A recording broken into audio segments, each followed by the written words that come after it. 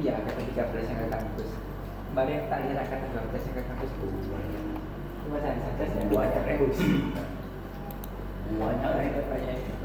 Assalamualaikum warahmatullahi wabarakatuh.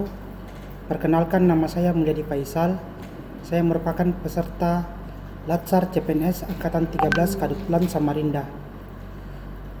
Pada kesempatan ini saya akan membawakan materi ringkas tentang akuntabilitas. Apa sih itu akuntabilitas? Akuntabilitas adalah bentuk kewajiban pertanggungjawaban seseorang berupa pimpinan, pejabat atau pelaksana suatu organisasi kepada pihak yang memiliki hak atau kewenangan untuk meminta keterangan terkait kinerja atau tindakan dalam menjalankan misi dan tujuan organisasi dalam bentuk pelaporan yang telah ditetapkan secara periodik. Aspek-aspek akuntabilitas ada 5. Pertama, akuntabilitas adalah sebuah hubungan. 2. Akuntabilitas berorientasi pada hasil. Ketiga, akuntabilitas membutuhkan adanya laporan. 4. Akuntabilitas memerlukan konsekuensi. 5. Akuntabilitas memperbaiki kinerja. Kemudian kita lanjut arti pentingnya akuntabilitas. Pertama, untuk menyediakan kontrol demokratis dengan membangun suatu sistem yang melibatkan stakeholder dan user yang lebih luas, termasuk masyarakat, pihak swasta, legislatif, yudikatif, dan di lingkungan pemerintah itu sendiri, baik di tingkat kementerian, lembaga maupun daerah. Kedua, untuk mencegah korupsi dan penyalahgunaan kekuasaan. Ketiga, untuk meningkatkan efisiensi dan efektivitas. Sekarang tingkatan dalam akuntabilitas ada 5. Pertama, akuntabilitas personal. Kedua, akuntabilitas individu. Ketiga, akuntabilitas kelompok. Keempat, akuntabilitas organisasi. Dan terakhir adalah akuntabilitas stakeholder. Marilah kita membahasnya satu persatu. Akuntabilitas personal. Akuntabilitas personal mengacu pada nilai-nilai yang ada pada diri seseorang seperti kejujuran, integritas, moral, dan etika.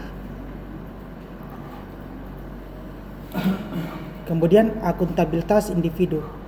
Akuntabilitas individu mengacu pada hubungan antara individu dengan lingkungan kerjanya, yaitu antara PNS dengan instansinya sebagai pemberi kewenangan. Ketiga, akuntabilitas kelompok. Kinerja sebuah institusi biasanya dilakukan atas kerjasama kelompok. Dalam hal ini tidak ada istilah saya, tetapi yang ada adalah kami. Yang keempat, akuntabilitas organisasi. Akuntabilitas organisasi mengacu pada hasil laporan kinerja yang telah dicapai, baik laporan yang dilakukan oleh individu terhadap organisasi maupun kinerja organisasi kepada stakeholder lainnya.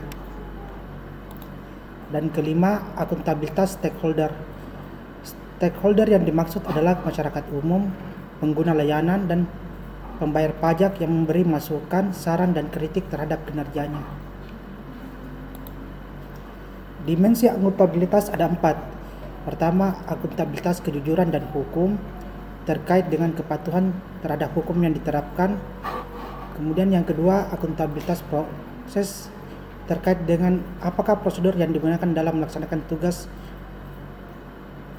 sudah cukup baik. Ketiga, akuntabilitas program memberikan pertimbangan apakah tujuan yang diterapkan dapat tercapai dan apakah ada hasil program lain yang memberikan hasil maksimal dengan biaya minimal. Dan keempat, akuntabilitas kebijakan terkait dengan pertanggungjawaban pemerintah atas kebijakan yang diambil terhadap DPR, DPRD, dan masyarakat luas.